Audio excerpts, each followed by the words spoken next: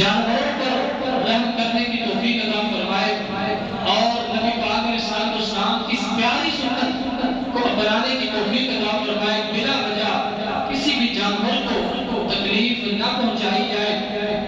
جب کسی جانور کو تکلیف پہنچانا درست عمل نہیں تو پھر کسی انسان جو کہ اشرف المخلوقات ہے اس کو تکلیف پہنچانا کیسے درست ہوگا؟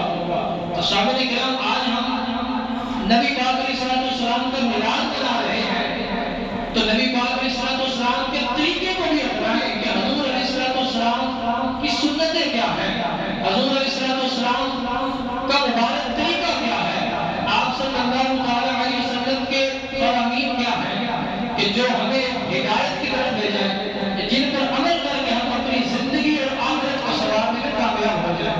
اللہ تبارک و تعالیٰ جو سنا اس پر عمل کی توفیق عطا فرمائے، آمین بجاہ نبی امین صلی اللہ علیہ وسلم۔ چونکہ اصل خطاب ہمارے مہمان عالم دین حضرت علامہ مولانا غلام مصطفیٰ صاحب کا ہی تھا، اس لیے پھر میں نے ٹائم نہیں لیا، نہ ہی میں نے بیان کیا، میں نے کہا چلے حاضری تھوڑی سی ہو جائے۔